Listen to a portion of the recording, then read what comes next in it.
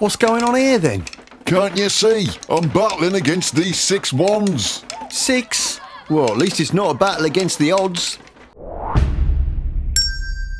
Welcome back to Kippy's Quest. This week we're looking at the 7 of Wands. This is another card of conflict, but not quite in the same way as the 5. The 7 is more about rising above the battle and getting the upper hand. Now, battle in this sense relates more to the conflicts that can sometimes go on in our minds. Specifically, we're talking about the enemies of self-doubt, hopelessness, and indecision. These concepts run counter to the whole ethos of Wands, so this is a card about fighting back against those enemies and conquering them. At times we can be our own worst enemy when it comes to losing that fire within ourselves, so this is a card of staying determined and optimistic. As Rachel Pollack says, Wands expect to win and usually do.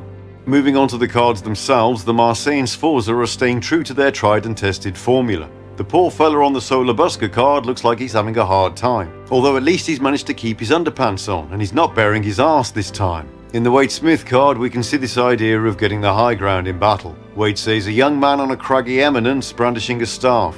6 other staves are raised towards him from below. This image focuses on the idea of fighting the good fight and not giving up, even when it looks hopeless. He goes on to say it is further a card of success, for the combatant is on top, and his enemies may be unable to reach him. The Thoth card is almost identical to the previous card. Again, we've got the Wands of the Golden Dawn Adepts on there, but Lady Frida Harris has gone for a deep purple background, while the 7th wand is a bit of a decrepit looking thing. This fits with the Thoth notion of the difficulties that are present in the card. Crowley says the pictorial representation shows the fixed and balanced wands of the last card relegated to the background, diminished and become commonplace. In front is a large, crude, uneven club, the first weapon to hand. The 7 of Clubs indicates to us that the word is the true life of action, communicated through the commerce of society. I'm not going to argue with that, mostly because I've got no idea what he means. The Hermetic title for the 7 of Wands is Lord of Valor.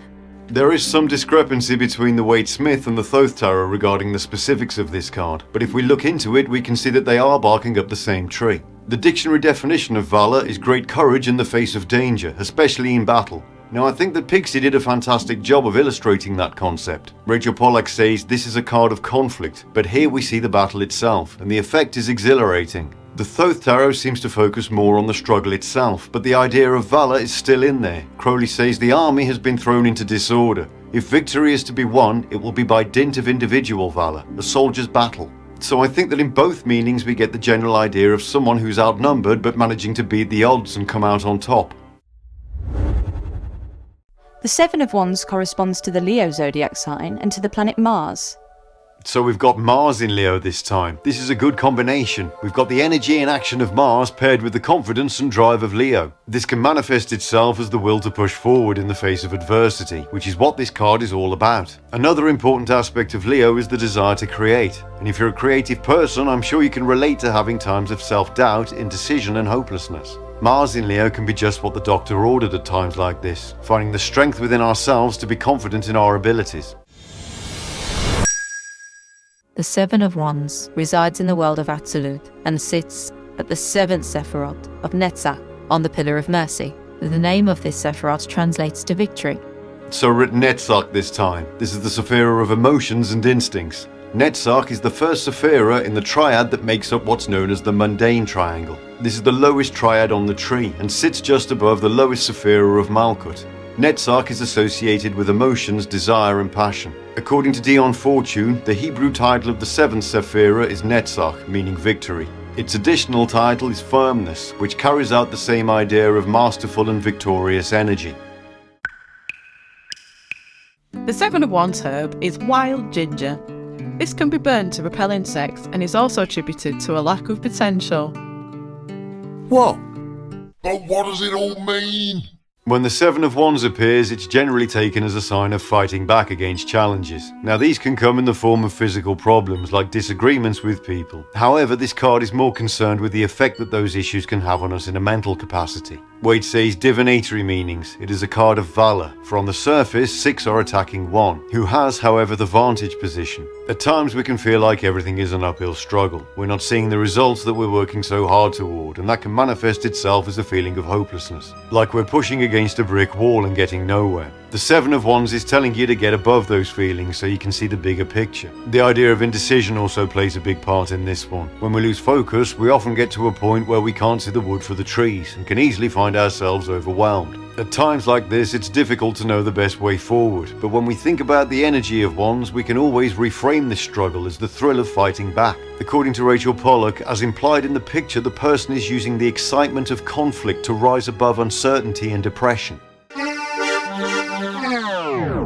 The enterprise which consumes all your thoughts is certain to have a most brilliant result, despite the obvious awkwardness of a person who could compromise everything.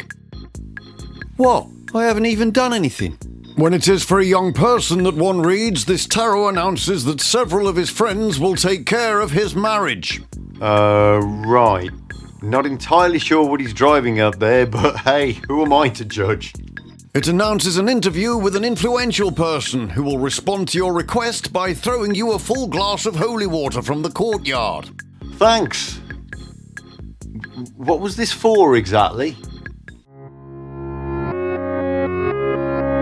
The reverse card can indicate giving in to these feelings of doubt and indecision, where it says reversed, perplexity, embarrassments, anxiety. It's also a caution against indecision.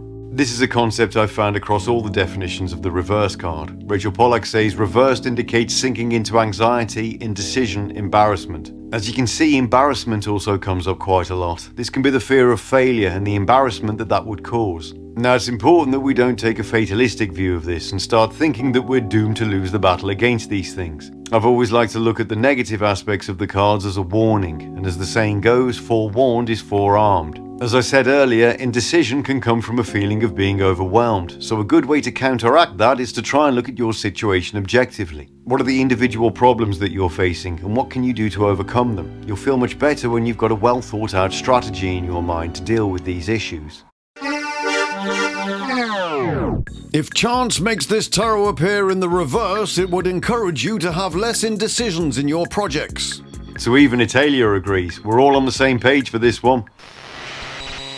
The big takeaway for the Seven of Wands is overcoming challenges and coming up with a solid plan to work toward your goals. The fire and optimism of Wands will shine through if we can shake ourselves out of the mental cloud of self-doubt. Rachel Pollack says above all the card warns against indecision, suggesting that if a person can come to a clear course of action, the natural one's self-confidence will return to overcome the anxieties and outer problems. Thank you for joining us once again on Kippy's quest as we battle our way through the wands. May the coming days bring you confidence, decisiveness, and the will to like this video and subscribe to our channel. Until next time.